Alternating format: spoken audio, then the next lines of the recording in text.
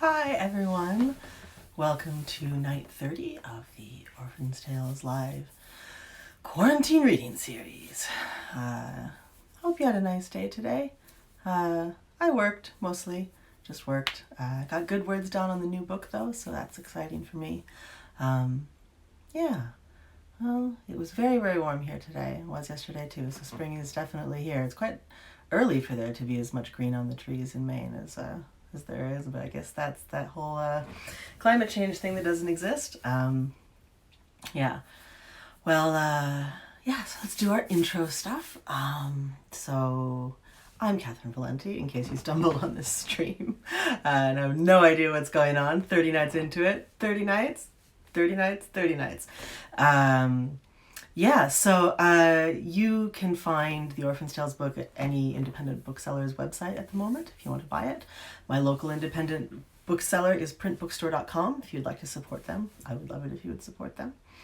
You can find music based on these books at sjtucker.com, along with all of her amazing other music.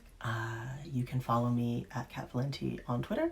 You can subscribe to my Patreon at Cat Valenti as well.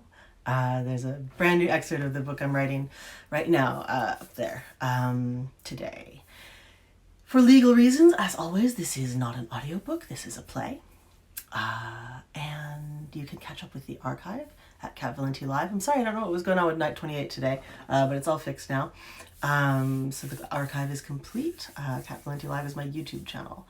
And there is a tip jar in my Instagram profile as well as my YouTube profile and on my website at catherinevalenti.com. You are not required in any way to do anything but listen or in fact not listen. You can entirely ignore this and the existence of it for 30 nights. But if you were moved to toss a coin in the hat, it would mean the world to us. Times are very tight. I am a freelancer. Everything sucks. And I will thank you by name in the next stream if anyone does. I think that gets us through all of the have-tos. Yeah, well, I don't know. It's a Sunday, so I don't know. I always feel a little melancholy on Sunday nights. I don't know about you guys. So it's the icon of my brain at the moment is just an ellipses constantly blinking, as it usually is on these nights. But I am here with you to read you stories, which gives shape and meaning to my day, other than whether or not a child was happy and fed and whether words got made or not. These words were already made. These words were made long, long time ago. It is a book is such a funny thing. It is a completed end. We're watching the Stephen Sondheim concert the other night, and somebody said, art never ends.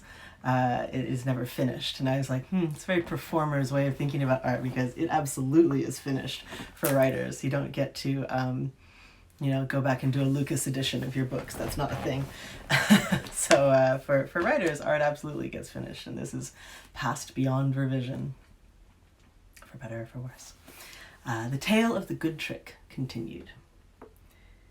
Beneath me the Queen of Loons was warm.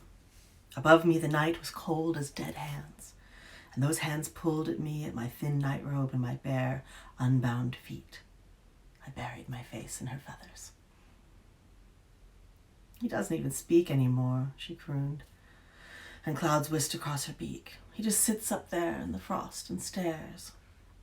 I don't think you can do much, but I have hope. He's heavy, so if you have to carry him, it'll be tough going. Did he speak much in the beginning? Seka lowered her dark head. Her webbed feet opened and closed beneath her. We talked all the way to the top of the mountain. Sweet things and soft things and sighing and whispering, stories of the dark at the beginning of the world, stories of the eggs at the beginning of the season. Rocco doesn't listen too well, except when I told him how to be king, but Ito listened, and I didn't have to tell him any tricks just to get him to stop interrupting me like a fur-brained fool. And after I left him in the cold at the roof of the world, I used to fly back up when the drakes stopped squalling for mates, and then we'd sigh sweetly and whisper softly again, and tell stories about the dark and the eggs. But after a few seasons, I was the only one talking. And nothing about him was sweet or soft anymore. Now he sits on the rocks, and there's nothing but him holding his head together and looking at the black. I haven't been back since the last girl Majo brought, who gave up after only an hour. Well, I won't give up, I whispered, soft and sweet. I cannot say how long it took to reach the top of the mountain, though it seemed that some number of suns rose and set on my wind-whipped skin. At the peak, though, it was always night, as dark as the belly of a blackbird. And Seka sat me down in that endless murk on the craggy summit. The summit of a mountain is smaller than you think. And there was hardly enough room for me and Ito, for there he was, knees drawn up to his chest, hands pressing two faces toward each other, to sit side by side. Seka roosted on a lower rock and waited for me to fail. "Hello," I said, for lack of a better word. The star said nothing. "I've come to get you down from here, away from here. It's cold, cold as still blood, and your Seka wants you." The star said nothing. Well, she had said he wouldn't. So I pulled at his limbs and tried to put him over my shoulder. I was skinny, but so was he, not much larger than I was. I was sure I'd be able to do it. A fox carries a kid in her mouth, doesn't she? But he was much heavier than he seemed, like a sack of iron slugs, and I could not budge him, no matter how I pushed and pulled. The star said nothing. So I said nothing. I sat and looked where he was looking. It was a long expanse of black, marked with 7 stars, all in a tight cluster, leaning one against the other. It was very boring. "I can do a trick. Do you want to see?" The star said nothing, but his right eye flickered a little. I gathered a lump of snow from the gray rock of the summit and warmed it in my hands till it became water. I held it out between us, and leaning over the little pool in my palms, I showed him my fox face, with its creamy tufts of fur at the ears and smart black nose. He laughed a little, a sound like water trickling off high stones. "That is a good trick," he said, and his throat's hoarse from cold and silence. And he did speak, just as the otter said, in unison with himself, one voice high and one voice low. "I've only just learned it," I confessed. "And now that you're speaking, won't you please come off the mountain? There isn't a good enough trick played by the best of all tricksters to make me do that," he sighed. "I'm holding vigil, and a vigil doesn't vanish because one's toes are frozen blue." "Why are you holding vigil?" "Do you see those 7 stars there?" he asked. I did, of course. There was little enough to look at but those glittering specks. "You might say those are my cousins. Of course, you might not." He coughed and rubbed at his 4 temples with his fingers. "I came up here because I was afraid. I was afraid to let go of my head, afraid to die, even though I should be dead. I came up here to see if the 7 stars in the sky were my cousins, who died so long ago I hardly remember what they looked like, safe home and no worse for death. If they were safe as rabbits in a hutch, then I wouldn't be afraid. Then I could let go of my head and drift up.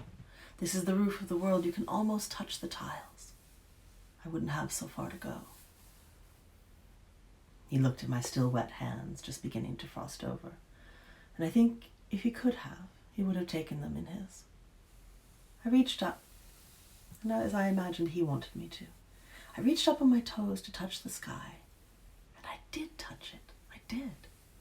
My fingers pressed into the black, and it felt like flesh.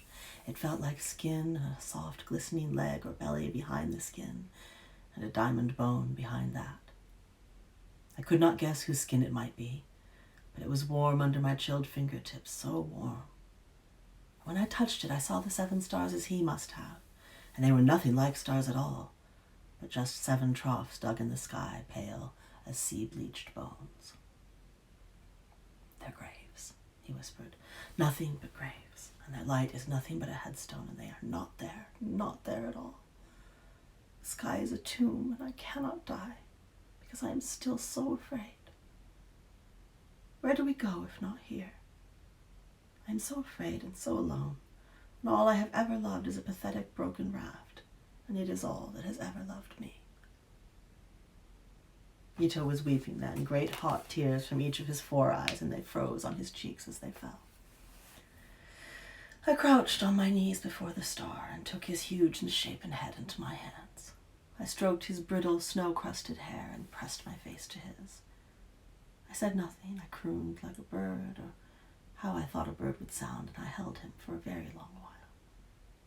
I did not know how to get him down, but I suppose that I did, in the end, know how to steal him from himself. I wrapped my numbed fingers around his wrists and began to pry his hands from his faces. He stiffened and shrunk away. "No," he gasped, "I can't." "It's all right," I said, and I said it over and over. "It's all right. You're hurting your Sekka, who loves you like a raft and would rather see you snug under the forest loam, safe and no worse for death, than alone on a crag feeling sorry for yourself. It's all right. I'm here, and I know you're too afraid to do it, but I'll help you."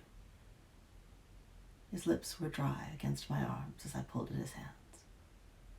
But couldn't I stay like this forever in the freeze? His doubled voice was plaintive as a child asking for a sweet and a man asking for a sweetheart. But he answered himself. "No, I'm tired. I'm so tired, and my arms ache from holding myself to myself." "I know a trick, Ito," I whispered. "A very good trick." He turned his head so that one of his faces could see me, his great dark eyes sweet and soft. I kissed him very lightly on each face, and his lips under mine were cracked and torn as old paper. It was my first kiss, and my second, and they tasted of snow. He went slack and let me pull his hands from his head. I folded them in his lap. He stayed whole for a moment, and then his head opened into two halves like an iris opening in the sunlight. Black fluid poured out of him, cold and ugly, over my hands and my robe, lumpish dead stuff which had no scent at all. His body slumped forward onto me, and finally, after I had been soaked in his blood, which was not exactly blood, two tiny silver drops of light squeezed out from the center of him, falling onto my hand like tears. I closed my fingers over them. Sekka turned her head away when she saw my dress spattered black. She sent up a long, low cry, that strange loon cry that makes the moon weep. She took me again on her back, and though she sang her funeral dirge to every passing cloud for all the days and nights it took to descend from the tiled roof of the world, there was a kind of happiness in it, a relief, sweet and soft in the lowest notes of her song. And I must have done well, for she told me where the raft was buried just before we landed softly by Majo's snoring form, her house pack creaking in time to her grunts and snorts. She woke with a start and saw my fluid-stained dress clinging to my thighs and nodded as if it were all no more than she expected. And Sekka left us, tottering down the beachhead to the long and lonely pier. But I did not go to the forest that morning, or the next. I stayed with Majo, and nearly forgot about the plank of wood planted in the earth. I aged slowly, but when I asked, she only shrugged, grunting that each creature lives out its natural term. I learned much, though I was always hopeless with magic. I could no more fashion a charm than a horse could knit its own saddle blanket. My talent was in the hunt and the chase and in the kill. These things Majo taught me with pleasure, and my skill grew great. I had too much fox in me, she would say sadly over countless night fires. I could perform only fox magic, which was ever the magic of stalking invisible in the shadows and the snatching of prey from the air. The truth is, there are many kinds of magic. Her kind, the magic of precisely ground herbs and charms found at the right phase of the moon, lay in the human half, not the animal.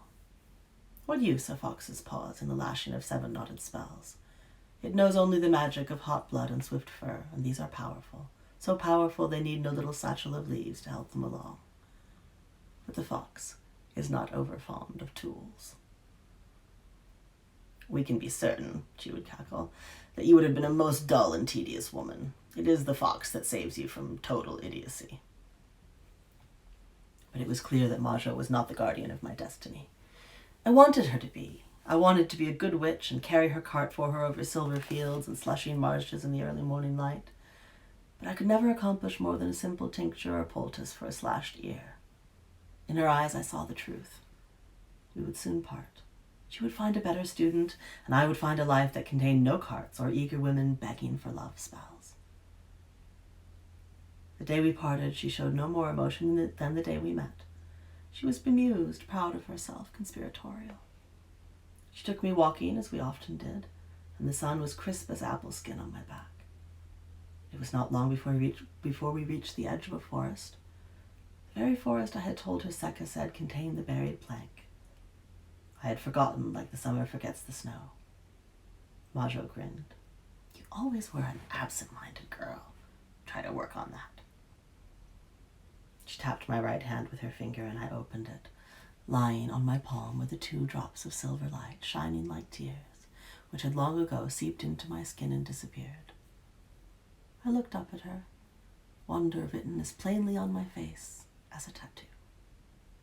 She gripped my hand in her withered old claws and tipped the palm so that the tears fell onto the earth, and then embraced me.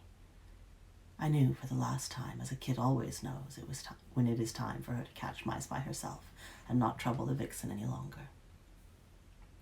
The 2 tears wet the rust-red soil beneath me, pooling there like rain in a cottage gutter. But they did not seep into the ground, as they had once disappeared into my skin. They began to trickle away from me faster and faster. I held Majo tightly for a moment, tears clouding my last vision of her face like the trunk of a great tree, and then, eyes dry, I chased after them with a cry of excitement. I looked over my shoulder only once as I ran, and soon I was running as fast as I could go, to see Majo trundling away with her house on her back like some ridiculous turtle, and it seemed to me that there was a kind of light at her heels, silver as the old woman's hair. But the twin tracks of salt tears were swiftly disappearing into the distance, and perhaps it was only a trick of the sun. But I rushed after them for almost an hour, ducking under bough, leaping over a root. It was a marvelous hunt. Finally they stopped and parted, each streaming around the trunk of an extraordinary tree. At first I did not even realize it was a tree. The drops of Ito's light had grown as they flowed on until they surrounded it in a knee-deep moat, rippling in the dim light. A tree rose out of that water which was not water, and yet it was not a tree either, but a menagerie of ship shards, twisted together into the shape of a trunk, of branches, of roots arching into the moat of tears. Prows jutted angrily from the base, masts and keels winding around each other, chasing rudders and booms of colorful wood, ruddy and golden. An enormous oaken forecastle hung from one side of the tree, while smooth wheels spun lazily in the wind on high and low. There were only a few dusky green leaves hanging from the branches. Instead, they were hung with lines and rigging and sails half tangled in the crow's nest that served as the topmost boughs. Lazy breezes filled them and left them sagging as they liked. The forest was filled with the sound of billowing sails and creaking wood. In the center of the trunk was a figurehead whose paint had been faded by sun and salt, a sea-goat, with a curling tail and furry breasts, a wisp of beard at her chin, her arms braced against the jumble of tree and ship, her large eyes cast heavenwards, mouth agape. And here we have an awesome illustration of the ship tree.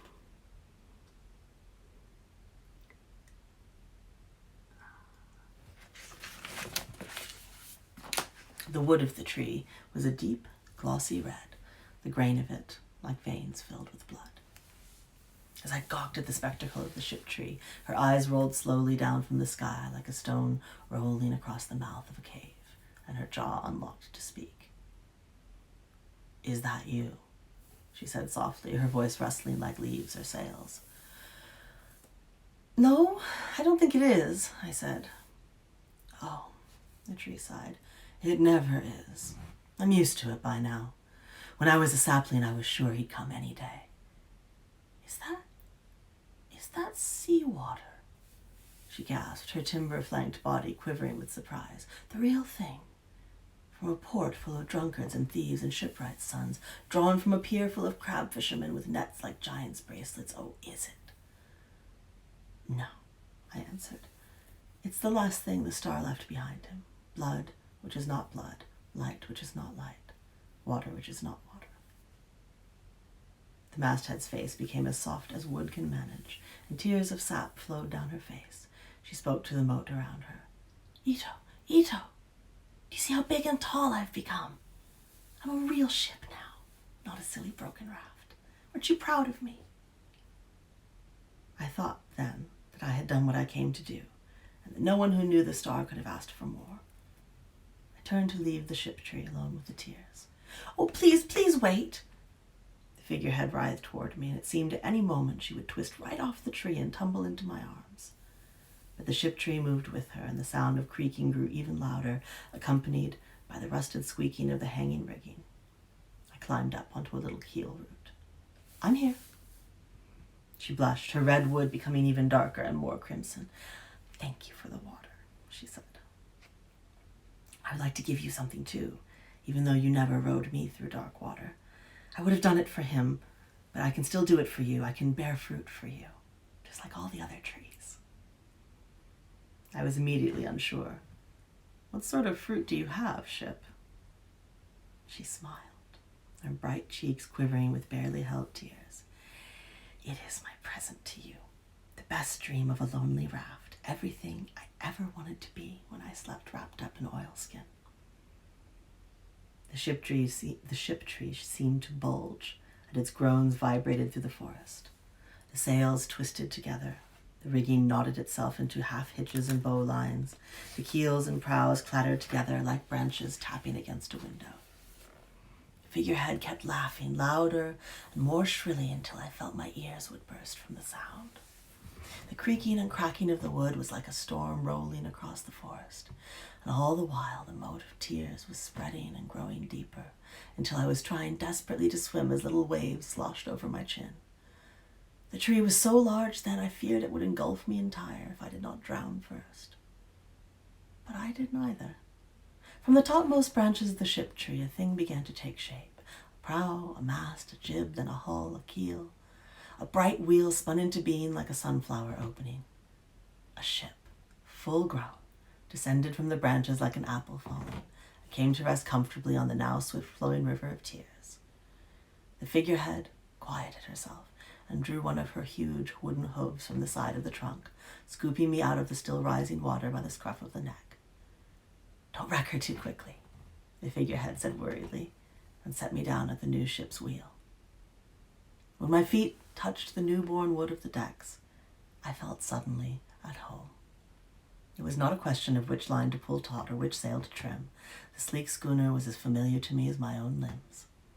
The ship was mine, made from my hand, as surely as a child of my own womb. And the river of tears, now deeper than the fruit ship's keel, moved gently away from the tree which was once a raft, flowing ahead of itself, carrying me along the forest floor in silence, save for soft ripples against the hull like a child kissing her mother's cheek. And slowly, ever so slowly, it bore me past the edge of the wood, down through ripe fields of wheat, over grass and salt and the huts of the makers of hard round cheeses, past houses with tiled roofs and the countless grains of sand on a pale beach, past a long, lonely pier, and out to sea.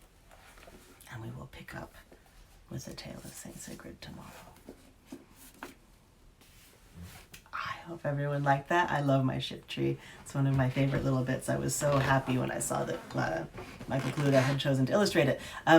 He got to read through the books and illustrate whatever he felt like illustrating. So neither I nor the publisher had any control over what got an illustration and what didn't. He was only actually... it's one of the sort of biggest compliments I've gotten as a writer. He was only ever hired to do the full-page illustrations, of which there are 6 or 7 per book. And he produced all of these little, I think there's almost 50 little pieces of spot art because he loved the book so much and just wanted to do more.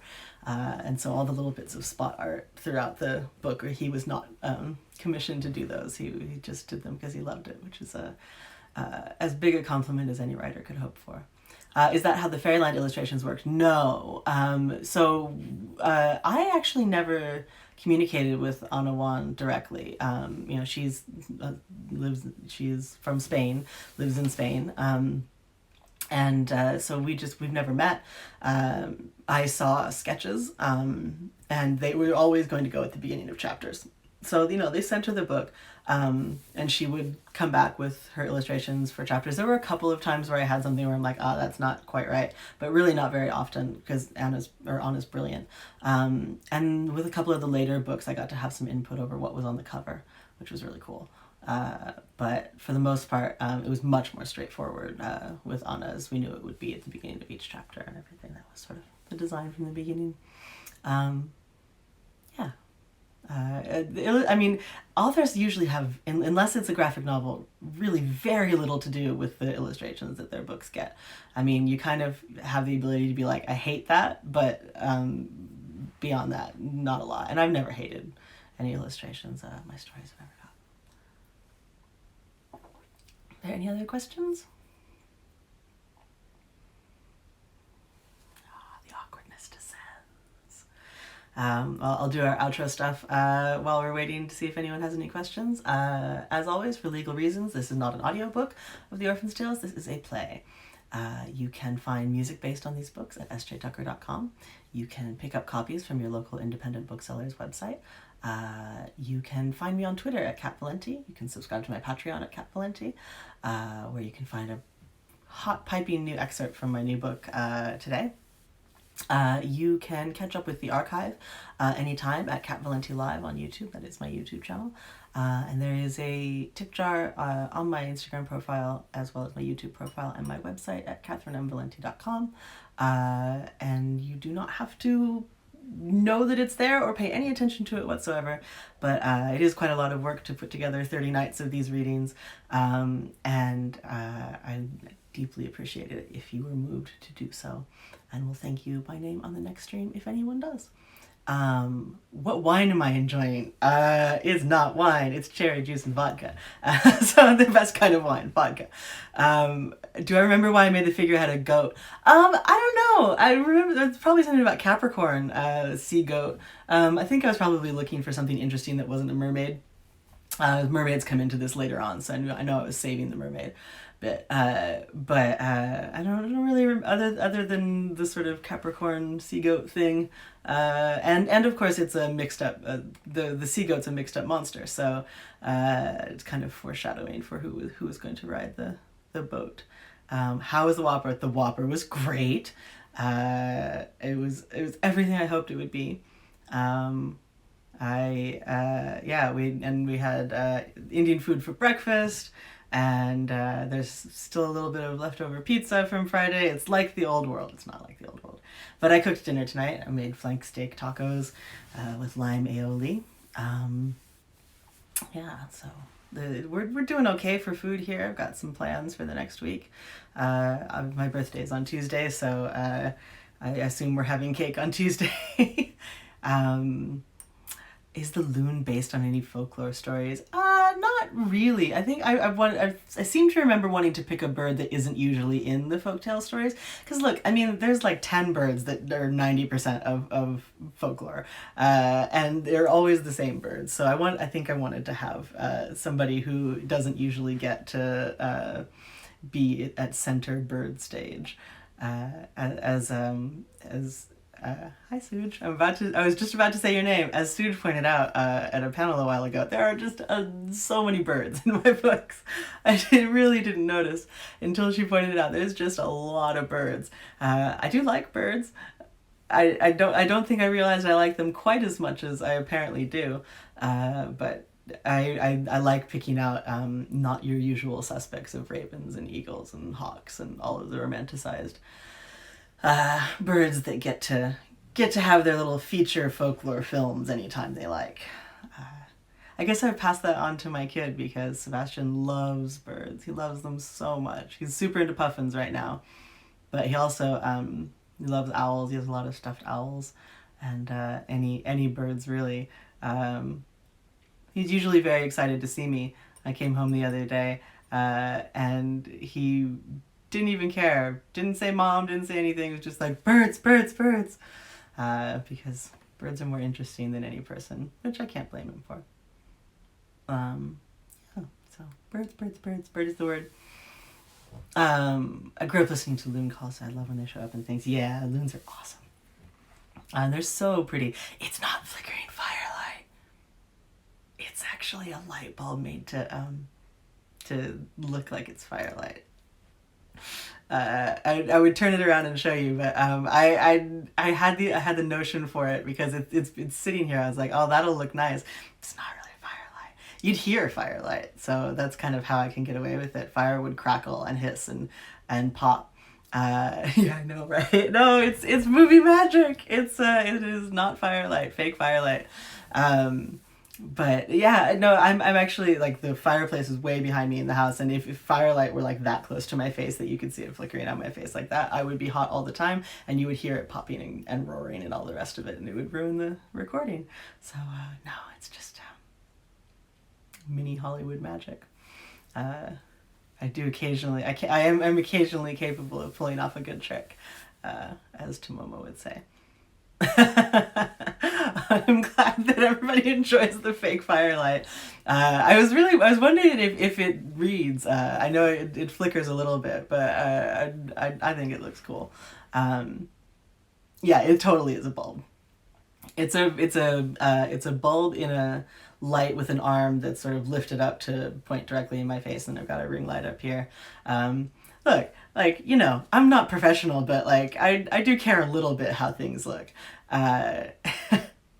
Oh, I sound just like my writing style. Oh, that's a really sweet thing to say. I mean, I tend to like have more likes, ums, and f-bombs than my writing style, but you know, I'm all about that unified aesthetic. I am what I am. I is what I is, and like the things that I make come out of me. So it's a good thing that I match.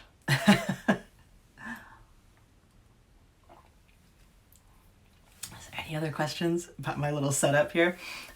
Toward the end, as an Easter egg, I'll turn the camera around and you guys can see where I am in the house and everything. Because it is, if you could see like how Hollywood like this is set up, it looks like way sort of cozier, and it's just this tiny little antechamber. Like my bathroom's right there, and I'm in the corner. This is why I can go like this.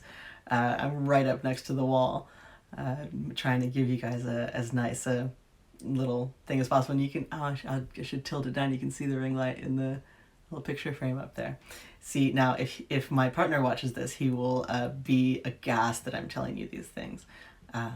How's my Goth Island going? That is a Animal Crossing reference. My Goth Island's going great. So I've got sort of all these flowers, and I've got to do the great replanting, which I'm going to get started on tonight. Oh, it's Halo, yeah. But yeah, Goth Island's going great. I'm gonna make a Goth Carnival on the island, I think. I'm gonna take one of the sort of flat tops on the island and turn it into a carnival. So I'm sort of pulling things together for that. It's cozy. It is a little bit cramped, just because, like you'll see when we do our little MTV fairy tale cribs. Like there's not a lot of room here. If I were to extend my foot, I would kick a table. I'm pretty wedged in here, but you know, anything for art. No, Peaks is not. Well, is Peaks goth now? We've got ghosts on Peaks. We've got a pretty spooky history. We've got a merman story from the earlier history of the island. Peaks is a little goth. We've got Puritan churches, and like we've got 4 graveyards. That's pretty good for such a tiny little island. But no, it's not that goth. Certainly not in the summer. It's a little goth in the winter. Yes, it is cozy, and God, given the hours I looked for this wallpaper online before finding one I liked. Yeah, it's I like this little room. It's just such a strange little room. Like I cannot imagine what the purpose of it would be. Like I heard that the previous owner used it as an office. Now it is small. I would say it's probably like 5 feet by 7 feet, if that. And it's right in the kitchen's right out there. It's like right in the thick of it in the house, and the previous owner had 3 kids, so I can't imagine this would be a good office. And there's no door on the passageway in here, so it seems like a crap office to me, but what do I know? It's not a mudroom. We have a mudroom. The mudroom's out front. This house is so weird. So this house was built in 1908. It was a little 1-room summer cottage. You can kind of still tell what part of the house was the original 1-room thing, and then everybody who's owned it has built more on, but none of them consulted with each other because they're all consecutive owners. So there's all kinds of weird little things like this. There is straight up a secret room in my closet. There's a false wall in my closet, and if you pull it Pull it out. There's a little secret room that the previous owner's kids used to play in. How do I know? Because their names are written on the walls, creep style. The walls have that chalkboard paint on them, and it says like Charlotte. It's actually an incredibly horror movie. There's like stickers and stuff that says Charlotte on the wall. But I've met Charlotte. I know she's not dead. Didn't get locked in the wall. But there is straight up a secret room with a false wall in the back of my closet. It's a very strange house. So yeah, I don't know. I just have no idea what this thing is. There's 5 outlets in this tiny little room. 5. There's not enough in any other part of the house, but this room has 5. There's in fact 2 over on the wall over there, and they are about 6 inches apart. It's nonsensical. But now I will, now I will always think of it as the Orphan's Tales room. In the future when all's well, I will look back and I will always think of recording these stories for you in this little room with the flickering fake light and the halo and the worry about the future and everything else. And I have my little table, my drink table here, and I'll think of all of it forever. When if we move out of this house, it'll probably be the last thing I say goodbye to. We are making memories here in this little tiny room. It's definitely going to be a little place of the heart. Are there any other questions before I'd sign off and go start replanting goth flowers on my video game? We actually have real tulips out front now. A bunch of them opened up today, so we've got red and yellow and white ones out front. We do have a couple black ones planted, but they're very temperamental. They don't come up every year. They're called Queen of the Night, which is a great name for a flower. Okay, well, I will see you guys tomorrow night at 8:30 Eastern Daylight Time. Same fairy tale time, same fairy tale channel. Have as lovely a Sunday evening as you possibly can. And hug everybody in your life that you are allowed by law to hug at the moment. Oh, black peonies. Peonies are my favorite flower, so I would love to see a black peony. That's awesome. Oh, thank you. Thank you. I like our little lipstick discussions. So this is Holiday Rose by some Korean company. It came in a Korean skincare box, so I really honestly have no idea what company it's from, but I like it too. It smells nice. Has a little, has like a rose scent added to it. So if you come close, you can smell my mouth. Just to end this on a creepy, weird, gross note. Alright, we'll return to Fancy from Creepy, Weird, and Gross tomorrow at 8:30. See you guys then.